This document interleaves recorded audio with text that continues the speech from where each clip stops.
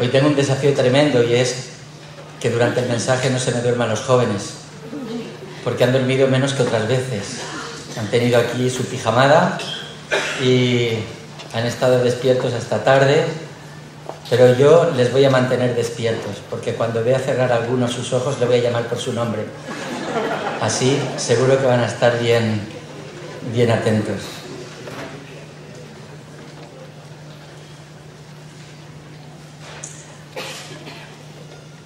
Los que manejáis todo el tema de informática, habréis visto una aplicación que hay. Es una aplicación de diseño en la que tú introduces un texto, ¿verdad? Y la palabra que más se repite en ese texto, cuando la aplicación compone como una especie de puzzle y salen palabras en vertical, otras en horizontal y demás, la palabra que más se repite es la que aparece en un tamaño más grande. Y las otras pues van en función de las veces que se van repitiendo con un tamaño un poco más pequeño, y la que menos se repite pues aparece en un tamaño pequeñísimo, ¿verdad? Estaba pensando en esto porque si se tomaran todas las conversaciones que habitualmente tenemos en la calle y después de todas esas conversaciones compusiéramos un texto y aplicáramos utilizáramos esa aplicación, ¿sabéis cuál sería la palabra que aparecería con un tamaño más grande? María José lo ha dicho enseguida. Yo. El yo es la palabra más utilizada. Por lo tanto, teniendo esto en cuenta, creo que el mensaje de hoy es muy necesario. Muy necesario para cada uno de nosotros, porque tiene que ver con otra característica más acerca del amor. Y es que el amor no es orgulloso. Dicho o planteado en plan positivo, el amor es humilde. El amor es humilde, porque es precisamente lo opuesto a el orgullo. Seguimos en esta serie, El desafío de amar, y estamos reflexionando sobre esos rasgos característicos del amor, y hoy pues nos detenemos en este rasgo, en la humildad. En 1 Corintios 13:4 se nos dice: el amor no es engreído ni orgulloso. Y si queremos tener buenas relaciones, auténticas relaciones, tenemos que aprender esa característica, la de la humildad. La humildad puede ser tal vez una de las cualidades peor entendidas de las que Dios ha inventado. Y por eso debemos comenzar tal vez pensando en lo que no es la humildad. La humildad, atended muy bien, no es o no consiste en ser tímido o ser una persona apenada, no es ser débil o cobarde. La humildad no es falta de confianza, no es inseguridad, no es tener una baja opinión o una baja autoestima de uno mismo. Jesús ha sido la persona más humilde que ha caminado sobre esta tierra y no tenía una baja opinión de sí mismo. La humildad no es ser alguien pasivo que todo lo aguanta. La humildad no es estar tirado por el suelo repitiéndose a sí mismo: no sirvo para nada, no valgo para nada, porque Jesús nunca se dio así, de esta manera. Y como digo, fue la persona más humilde de esta tierra, o que pasó por esta tierra. Él nunca se menospreció. Y hoy veremos que la humildad requiere cantidades enormes de valentía, de confianza en uno mismo. Requiere tener una autoestima alta, requiere estar seguro de sí mismo. De hecho, la gente más insegura es la que tiene más problemas con el tema de la humildad. La inseguridad produce exactamente lo opuesto en nuestras vidas, produce orgullo. Cuando te encuentres con una persona arrogante o orgullosa, créeme que en el fondo hay un problema de inseguridad, de una profunda inseguridad. El orgullo es siempre una tapadera de la inseguridad. Cuando ves a una persona que actúa como creyéndose el dueño del mundo, que lo tiene todo bajo control, que lo sabe todo, en realidad está camuflando esa profunda inseguridad que tiene en sí mismo. La profundidad nos hace hablar con arrogancia. La inseguridad hace que nos preocupemos sobre lo que los demás piensen de nosotros. Es la inseguridad lo que nos hace ser supercríticos, nos hace actuar como jueces de otras personas. Así que la humildad y el orgullo están contrapuestos. El orgullo no conecta con la confianza, la humildad conecta directamente con la confianza. Mirad, Jesús fue humilde porque tenía confianza en sí mismo, sabía quién era. Hay un texto en el Evangelio de Juan, en el capítulo 13, os lo voy a leer, pero pensad en qué contexto se producen estas palabras de Jesús. No es un contexto cualquiera, es la última cena que celebra con sus discípulos. Él sabe que Satanás había puesto en el corazón de Judas el entregarle. Jesús sabía que iba ya a enfrentar en pocos días la cruz, en pocos momentos la cruz. Y Jesús en aquella cena tiene estas palabras, o mejor dicho, se produce esta escena. Dice: durante la cena, Jesús, sabiendo que había venido de Dios y que volvía a Dios y que el Padre le había dado toda la autoridad, se levantó de la mesa, se quitó la ropa exterior y se puso una toalla a la cintura. Luego vertió agua en una palangana y comenzó a lavar los pies de los discípulos y a secárselos con la toalla que llevaba a la cintura. Fijaos, un momento tan crucial como el que Jesús está viviendo. Y Jesús quiere dejarle a sus discípulos una de las últimas lecciones, una lección importantísima, la lección de la humildad. Pero me gusta mucho cómo el Evangelio de Juan introduce esta escena. Dice: Jesús, sabiendo que había venido de Dios y que volvía a Dios y que el Padre le había dado toda autoridad, teniendo en cuenta todo eso, se levantó de la mesa y lo que hizo fue lavar los pies de sus discípulos. Este es un gesto de máxima humildad, porque no olvidemos que Jesús era el Maestro, que Jesús era el Señor, que Jesús era el Hijo de Dios. Y con todo, siendo quien era, tuvo esa actitud de lavar los pies a sus discípulos. Él fue capaz de hacerlo porque estaba seguro de quién era, estaba seguro de lo que había venido a hacer a la tierra, y por eso fue capaz de tomar esta actitud de humildad.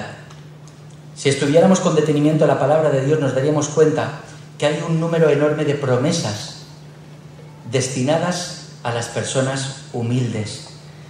Encontraríamos, si buscamos en la palabra de Dios, expresiones como que Dios salva al humilde, Dios apoya al humilde, Dios promete guiar al humilde, Dios le da sabiduría al humilde, Dios rescata al humilde, Él provee exaltar al humilde.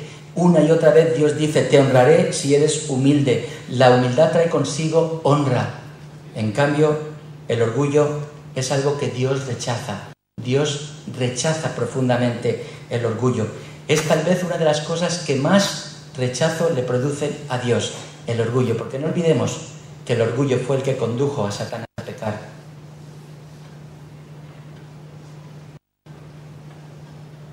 Ya sabemos entonces lo que no es humildad, pero veamos qué es lo que es en sí la humildad. Puesto que la humildad es una parte del amor, ¿qué decíamos acerca del amor? Que es algo que hay que practicar. Es decir, las personas que dicen amar de boquilla, de palabra, pero después no aman en su vida, con sus gestos, con sus actitudes, con la forma de actuar en su vida, no manifiestan ningún tipo de amor, por más que la boca se les llene de este término, ¿verdad? Pues de la misma manera que el amor es una práctica, la humildad también ha de practicarse, porque la humildad es una manera de pensar y de actuar. No guarda una relación directa con los sentimientos, no decimos: uy, hoy me siento muy humilde. No, no es un sentimiento, eso no importa. Por encima de tus sentimientos, de cómo te sientas o te dejes de sentir, la humildad no va ligada a ello. Y debido a esto, como el amor, la humildad también es una elección. igual que decidimos amar, también decidimos actuar con humildad. Tú escoges ser humilde o no serlo. Es algo que uno decide por sí mismo. La Biblia nos invita a ello. La palabra de Dios nos dice: humillaos bajo la mano poderosa de Dios, humillaos ante vuestro Dios. Pero eres tú quien decides o no hacerlo. Él no te lo impone, Él no te obliga, sino te invita a hacerlo. Como decíamos, la humildad no consiste en tener un para uno mismo, es pensar y actuar en interés de otros en lugar de tu propio interés. La humildad significa enfocarte en los otros, en los demás. Enfocarte en los demás. Tomar a los otros como centro de atención y no tomarte a ti mismo como el foco de atención. La humildad es olvidarse de sí mismo. Una de las implicaciones que tiene seguir a Jesús, ¿cuál es? Si alguno quiere venir en pos de mí, ¿qué dice en primer lugar? Niéguese a sí mismo. Eso va en consonancia con esto. Va en consonancia con lo que significa dejar tu yo de lado para enfocarte en Dios primeramente, y Dios te inspira a enfocarte en los demás. La humildad te conduce a estar tan interesado en los otros que ni siquiera piensas en ti mismo. No te planteas ¿qué es lo que yo voy a sacar de esto? No te lo planteas. Es una elección y algo que podemos hacer. Es algo, como decía, a practicar. En 1 de Juan 3:18 se nos dice que nuestro amor no sea solamente de palabra, sino que se demuestre con hechos. No solamente de boca, sino que se demuestre con los hechos. El amor se demuestra con hechos y se practica. ¿Sabes qué significa practicar? ¿Cuántos de vosotros habéis estudiado 1 o 2 o 3 años o 4 o 5 de solfeo? ¿Cuántos? ¿Cuántos habéis estado practicando un instrumento? Vosotros sabéis lo que es practicar, ¿verdad? Cada día coger el instrumento, si es el violín, empezar a tomar el violín la primera vez cuando le han pisado el rabo, y poco a poco sonando mejor y mejor. ¿Qué hace que cada vez suene mejor? Cada vez uno puede interpretar mejores piezas o piezas más complicadas. La práctica. Has formado parte de da igual que sea fútbol, que sea baloncesto, que mejorar cada día. La práctica. Has ido a un gimnasio cuando tenías 20 kilos, y has empezado a practicar en el gimnasio para a correr. Al principio uno no aguanta ni un minuto, después ya va empezando a ganar tono muscular, va empezando, ¿y qué es lo que hace que vaya mejorando? Que vaya mejorando su físico, su resistencia y demás. La práctica. Pues mira, con la humildad sucede exactamente lo mismo. Es la práctica lo que nos va a ayudar cada día a ser más humildes.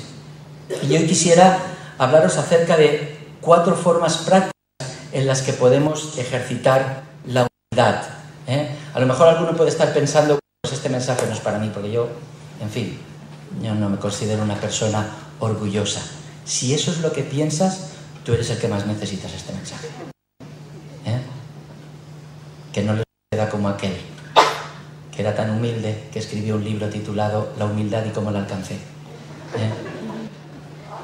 No. Hay 4 formas prácticas en las que podemos ejercitar o practicar la humildad. La primera de ellas, y toma nota, practica el dar preferencia a otros.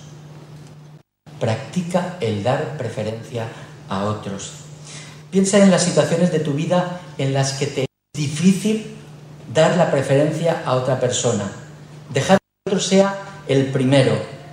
Piensa, y yo te ayudo con un par de ejemplos. Imagínate que estás en la cola, en una de las colas de un supermercado, de estos que hay 10 o 12 cajas donde ir a pagar. Y tú te pones en la cola, hora punta, mucha gente en la cola, en una y en la otra, y estás mirando a ver qué cola va más rápido. La tuya, por supuesto, es más lenta. Se cumple la ley de Murphy. Y va despacio, y va despacio. Y en esto, bueno, te das cuenta más que hay varias cajas que están cerradas. Y te estás preguntando, ¿cómo es que no envían ayuda? ¿Entendéis, verdad, lo que estoy diciendo? Muchos os reís porque os pasa. Y se oye por el megáfono, la caja 4 está abierta. Enseguida dice, no, pasad. Hacemos el... No, pasa tú. No, tú pasa tú. No. Cogemos el carro, ponemos la primera directamente, ¡boom! Y vamos, y si alguien llega a la par que nosotros, decimos, no, yo te gano por 2 centímetros. Dar preferencia al otro. Dar preferencia. Es una anécdota, es algo sencillo. Pero las cosas más simples en casa. Mi hija nos explicaba, esto no lo cuente, no voy a dar muchos detalles, pero como muchos ayer, buscaba aparcamiento y no sé cuántas vueltas había a la manzana, buscando aparcamiento, y decidió ponerse ahí en paralelo esperando que alguien saliera, y pasó alguien y se situó delante de ella y aparcó, y justo allí delante un coche que salía. ¿Cómo se sentiría uno? ¿Cómo se sentiría ella? ¿Cómo nos sentiríamos nosotros? Mal. Algunos yo creo que llegaríamos hasta las manos, pero que no. Dar preferencia al otro significa ceder mi derecho al otro. ¿Cuántas situaciones en la vida se pueden producir en las cuales nosotros nos creemos con más derechos que los otros? Quisiéramos que se nos adelantaran. Dar preferencia tiene que ver con este tipo de cosas. Romanos 12:10 nos dice, dándoos mutuamente preferencia y respeto. Mirad, un famoso director de orquesta, Leonard Bernstein, cuando le preguntaron en cierta ocasión cuál era el instrumento más difícil a tocar dentro de la orquesta, ¿sabéis cuál dijo? Dijo, el segundo violín. El segundo violín. ¿Sabéis que la orquesta es el violín? Que es el que lleva todos los honores, el que cuando entra el director es el primero que saluda. A los demás les saluda en general, pero al primer violín le hace ponerse de pie, estrecha la mano y después se sienta. Le da ese honor y esa honra. No lo hace con el segundo violín. Y el segundo violín hace cosas también increíbles, cosas muy difíciles. Todos pueden ser grandes, ser los violines número 1. Sin duda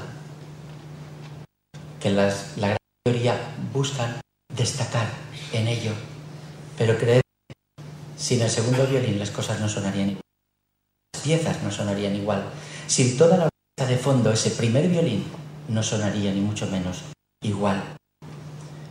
Y podríamos poner muchísimos más ejemplos, pero si hiciéramos una paráfrasis de ese Romanos 12:10 que hemos leído, diríamos, o diría, practicad el segundo violín.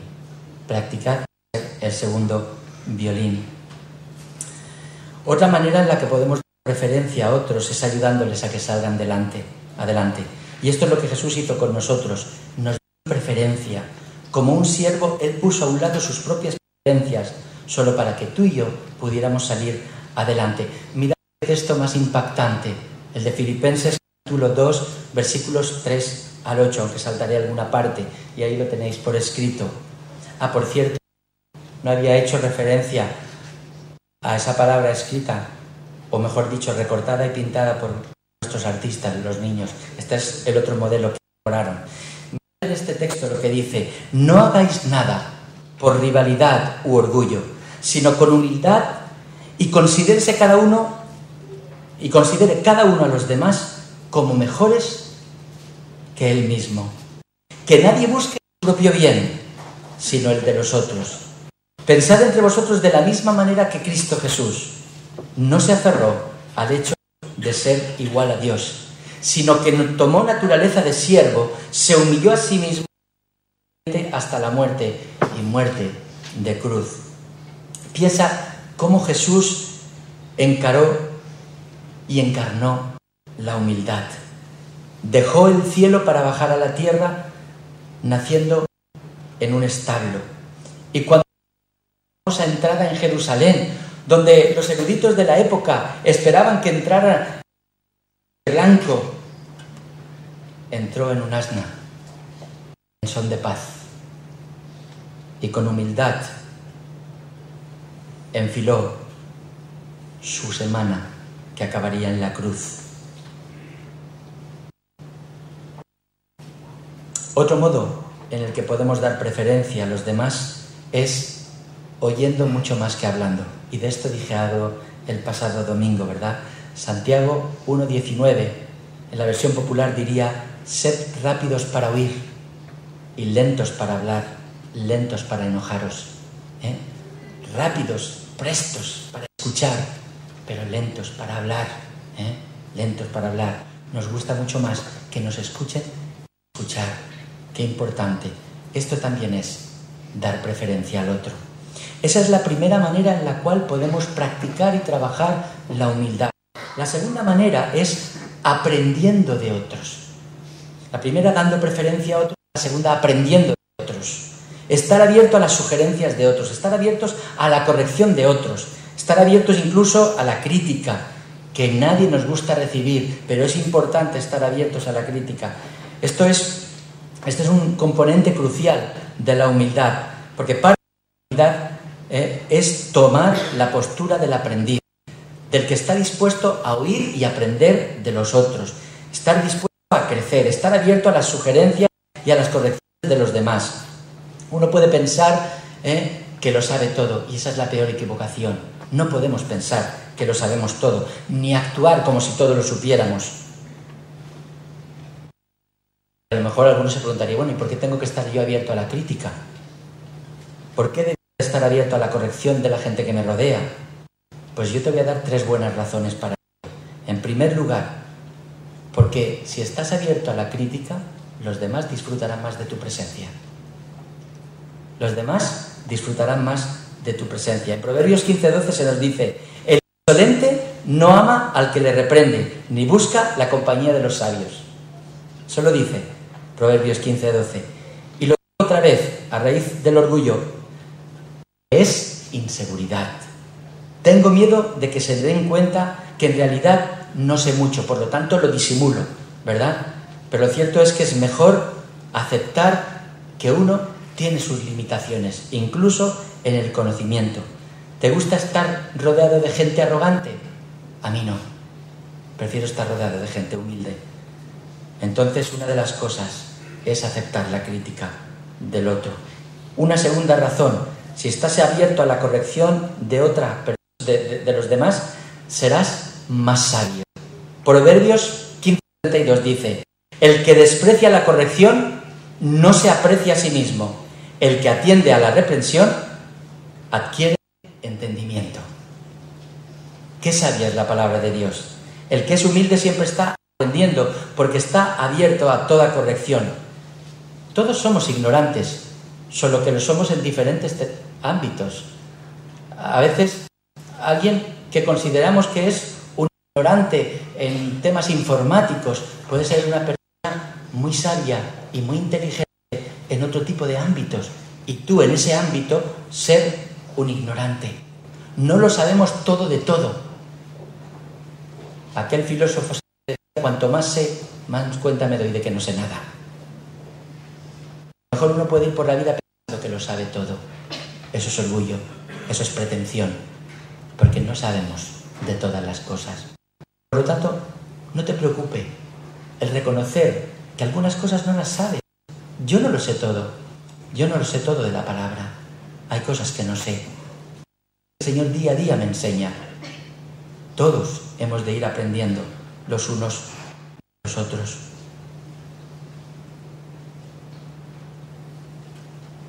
Y hay una tercera razón para estar abierto a la crítica de los demás. Tendremos menos conflictos. Tendremos menos conflictos. Proverbios 13:10 dice: el orgullo solo provoca pelea, La sabiduría está con los humildes. Y si tú eres una persona humilde, tendrás menos conflicto. Yo he visto personas humildes a mi alrededor y que me han mostrado a través de una de estas 3 razones esa humildad.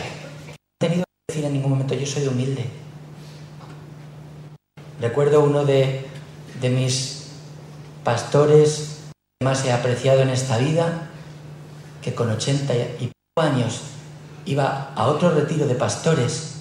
Imaginaos con 80 años a cuántos retiros de pastores habría ido, y ahí le tenías tomando apuntes de cada cosa que se decía. La actitud del aprendiz, del que sabe que todavía quiere aprender y tiene que aprender. Esa es la actitud. Recuerda que es importante por estos 3 motivos. El orgullo, como decía en la tercera de las razones, provoca peleas. La sabiduría está con los humildes. Podemos reducir conflictos si somos capaces de reducir el orgullo en nuestra vida. El orgullo está siempre detrás de cualquier argumento o discusión. Cuando veáis a 2 personas discutiendo a cara de perro, hay orgullo. Seguro. 100%. Y recuerda que cada vez que te critiquen, estarás siendo probado. La crítica siempre es una prueba de tu estado de la humildad. Puedes contar con ello. Y cada vez que eres criticado, tu humildad es puesta a prueba. Y tú escoges si responder a la defensiva o a la ofensiva. Si ser humilde o responder con una actitud orgullosa.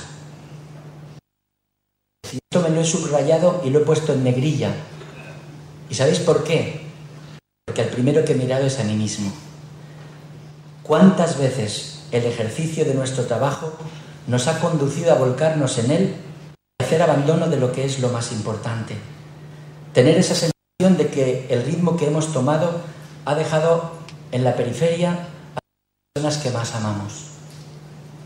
Qué necesario es en esos momentos tener la capacidad de escuchar la crítica constructiva de quienes te quieren y te dicen, debes de cambiar tu estilo de vida. Debes revisar tu agenda, debes revisar tus prioridades. Para eso hay que estar abierto a la crítica y creedme que yo muchas veces no lo estoy. Pero me imagino que no soy el único. Me imagino que también a vosotros, como a mí, nos cuesta aceptar de que tal vez el ritmo que llevamos no es el que toca llevar. Que las prioridades que manifestamos en nuestra vida no son las que tocan asumir. Me pregunto cuántas mujeres, esposas, que estáis aquí en esta mañana, os sentís solas muchas veces. ¿Cuántos maridos os sentís solos muchas veces? O abuelos, os sentís solos. Porque en nuestro orgullo y en nuestro orgulloso deseo de hacer más y de obtener más o de ser más o de abarcar más, dejamos de lado en la periferia a las personas que deberíamos de estar atendiendo. ¿A quién necesitas ir esta semana? Y hacer la pregunta, ¿qué es lo que hay de malo en tu vida? ¿Qué necesitas cambiar de tu vida? Tal vez esa persona sea uno mismo. ¿Tenemos las agallas para estar abiertos a este tipo de críticas? La humildad, como decía al principio, no es para cobardes. Requiere una gran dosis de valentía. No es para debilitados, no es para gente pasiva y con poca autoestima. Se requiere valentía para ser humilde, confrontar los problemas, aguantar la crítica y decir, sé honesto conmigo y dime qué es lo que anda mal en mi vida. Tienes la valentía de ir a esa persona que te conoce muy bien y preguntar, ¿qué es lo que está fuera del orden en la escala de valores? ¿Qué es lo que está fuera de orden en lo que considero importante? ¿Qué prioridades están fuera de orden? Es importante no solo dar prioridad a otros, preferencia a otros, sino estar dispuesto a aprender de otros. Hay una tercera práctica que nos va a ayudar en la humildad y es admitir cuando uno está equivocado. Nos resulta duro escuchar la crítica, pero admitir además que estamos equivocados, esto es más difícil, ¿eh? Pero esto es más difícil para unos que para otros, no es para todos igual, ¿eh? Para unos que para otros es más difícil. La verdad es que todos tenemos errores y lo hacemos con gran regularidad, pero solemos aceptar la corrección o la equivocación hasta cierto punto, ¿eh? Cuando alguien nos ha reprochado algo, decimos, vale, lo acepto, pero a continuación añadimos rápidamente el pero para cambiar el enfoque, ¿eh? Yo en esto metí la pata, pero acuérdate que tú, ¿cuántas veces estamos ya dispuestos, admitimos, pero enseguida cambiamos el enfoque? Y fijaos, lo más honesto, cuando una persona realmente practica la humildad, no da excusas. Dice, sí, lo siento, me he equivocado y no tengo excusas. Punto. No hay que añadir ningún pero, no hay que añadir nada más. Lo siento, me he equivocado. Punto. Es muy difícil para nosotros ser sinceros en relación a lo que pasa en nuestras vidas. Decir la verdad de quiénes somos realmente. Tratamos de suavizar las malas noticias, pero la honestidad y la humildad lo llevan a uno muy lejos. Yo he conocido a pastores que cayeron en pecados que marcaron su ministerio, pero tuvieron la humildad de reconocerlo, de no añadir ningún pero y de humillarse, de confesarlo, y tuvieron una segunda oportunidad. Porque ninguno está exento de caer, ninguno está exento de tropezar, ninguno está exento de pecar. Y no caigamos en aquello de ponerle categoría a los pecados. El pecado es, y Dios lo aborrece. Mirad, la palabra de Dios habla acerca de esto. En Proverbios 28:13 se nos dice, al que disimula el pecado no le irá bien, pero al que lo confiesa y lo deja, será perdonado. ¿Qué palabras? Yo no conozco el pasado de vuestras vidas. Algunos de vosotros puede que hayáis crecido en hogares donde nunca escuchasteis oír, lo siento, me he equivocado. No, nunca lo habéis escuchado. Y ahora lo que estamos haciendo es imitando el comportamiento que aprendimos. Pero hay que corregir esta situación y hay que confesar, he cometido un error y no tengo excusas. Ninguno de nosotros somos perfectos. ¿Y sabéis lo que suele pasar en las iglesias? Que como estamos llamados a caminar hacia la perfección, procuramos que se visualicen menos nuestros errores. Y entonces, o buscamos excusas, o los camuflamos, o los escondemos, para que nadie piense que nuestra vida ha al grado de imperfección, y eso lo único que alimenta, ¿qué es? Otro pecado, la hipocresía. La hipocresía. Mirad, el Señor nos acepta tal y como somos, lo cual no quiere decir que entonces uno se instala en cómo es. No, estamos llamados a correr la carrera de la vida y a buscar la perfección. Sed santos porque yo soy santo, dice el Señor. Sed perfectos como mi Padre que está en los cielos es perfecto. El Señor nos llama a eso, pero no nos llama a que lo hagamos de manera cicatera, no nos llama a que lo hagamos disimulando, escondiendo, nos llama a que lo hagamos de manera honesta. Por lo tanto, hemos de trabajarlo cada uno de nosotros. Mirad, el primer paso hacia la santidad de nuestras relaciones siempre comienza con la humildad. Queremos buscar aquello que nos dice el Señor Jesús, sed santos porque yo soy santo. Hacemos por trabajar la humildad. A mí quien más me ayuda en esto es mi propia familia, porque mi propia familia es la más crítica conmigo. Y reconozco que es para mi bien, pero me cuesta encajar, me cuesta rectificar, me cuesta aceptar que es así. Y yo creo que todos nosotros en nuestra familia tenemos los mejores críticos. ¿Sabéis por qué? Porque después del Señor son los que mejor nos conocen. Por lo tanto, desterremos el orgullo y empecemos a corregir con humildad en la dirección en la que nos invita la palabra. Por eso en Santiago se nos dice confesaos unos a otros vuestros pecados y orad unos por otros para ser sanados. Tenemos que aprender los unos de los otros, dispuestos a aceptar la crítica y aprender. No importa que la persona delante de ti tenga 15 o 20 años menos que tú, también te pueden enseñar cosas. Y ojo, jóvenes, que son 70 o 80 años y que vosotros penséis que están en la prehistoria y tienen... Ayer pensaba en 2 definiciones de WhatsApp. O casi todos conocemos esta aplicación. Tal vez vista desde la perspectiva de un joven, WhatsApp sería la aplicación que te ayuda a conectarte. Yo le envío un mensaje, me conecto, aunque esté a miles de kilómetros de distancia. Desde la perspectiva de una persona adulta, tal vez haya otra definición que escuché esta semana y me gustó mucho.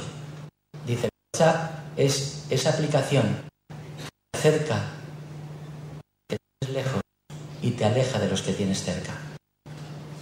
¿Cuántas veces estamos sentados a una mesa y estamos intercambiando mensajes y tal? Y estamos a la mesa, somos 4, estamos entablando una conversación, interrumpe el WhatsApp y ya no hay manera de volver a conectar con fluidez.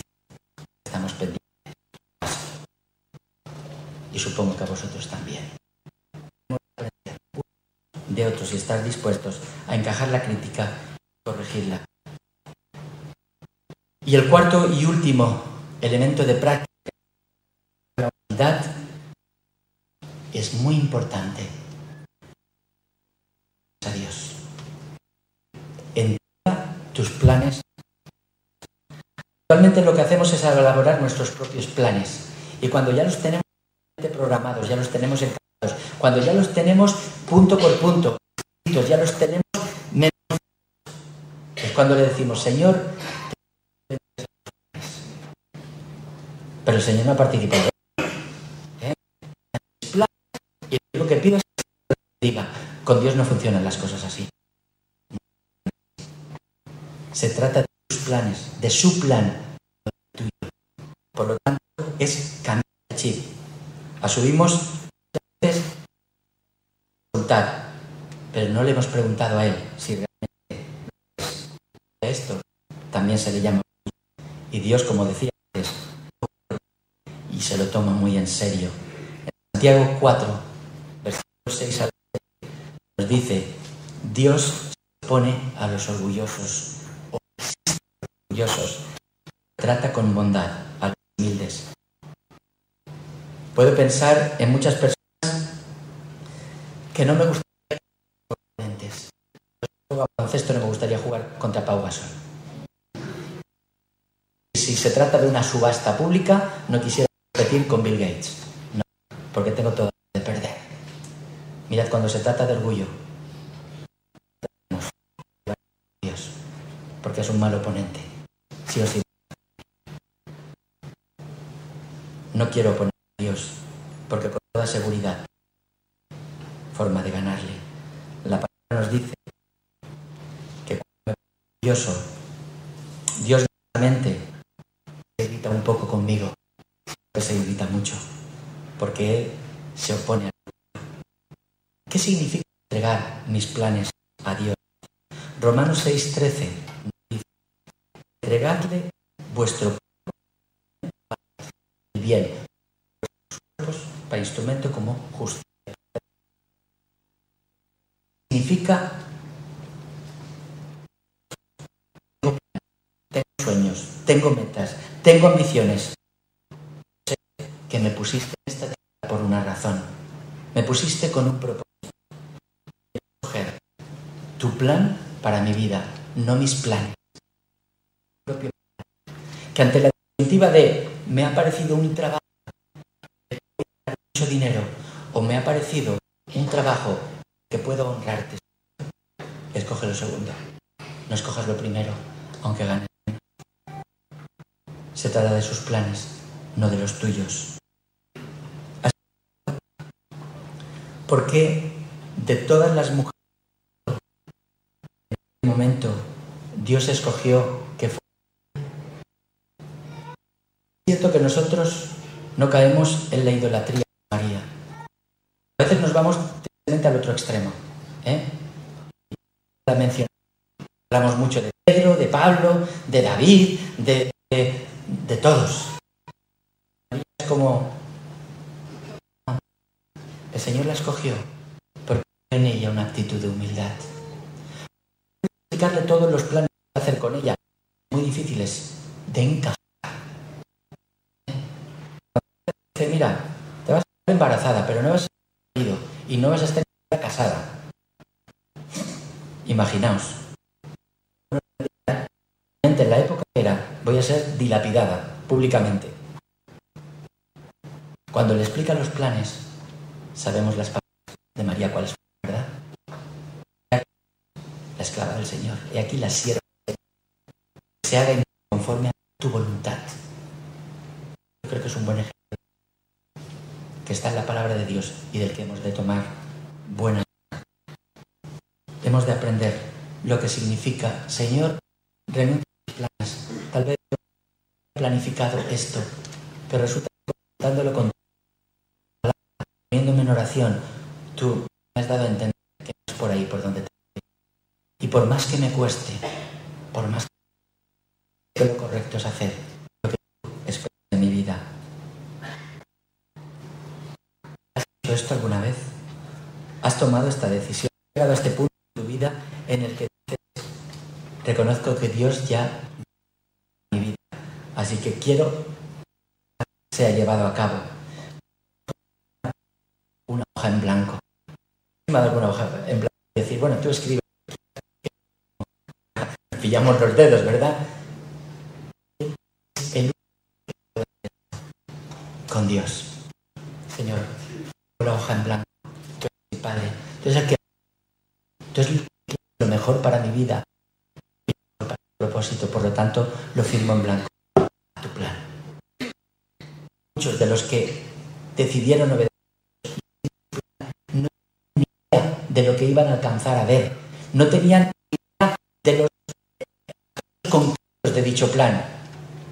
Abraham dijo, sal de la parentela y haré de ti una gran nación. Ah, está, muy bien. Y la pequeña, donde tendrás que recorrer X kilómetros, habitar en una tierra extraña, tendrás que pasar por unas gracias, dudar de mí, te pediré que sacrifiques a ¿Dónde estaba en la letra pequeña? Por fe, obedeció la Por fe nosotros obedecemos la voz de Dios y nos ponemos en marcha. Porque sabemos que su plan es perfecto para nosotros. Y es una parte importantísima de la humildad. Os dejo con dos versículos que tener en cuenta. Mateo 11:9. Dice, tomad mi yugo sobre y aprended de mí, y humilde de corazón. Llevar el yugo del Señor no es otra cosa sino que para lo está en 8. Espera el amar misericordia y humillar. ¿Qué es lo que Dios quiere de mí? Vivir amando la misericordia delante de Dios. Tiene que ver con el hecho de haber venido a la iglesia. Venir durante años a la iglesia, a día de hoy, son las más orgullosas con las que uno se puede tropezar. Es lo que pensamos. Más años llevamos en la iglesia. Cuantos más años estamos desarrollando una vida religiosa, tanto nos vamos. estamos volviendo. Creemos que nos enseñar equivocación. Por tanto,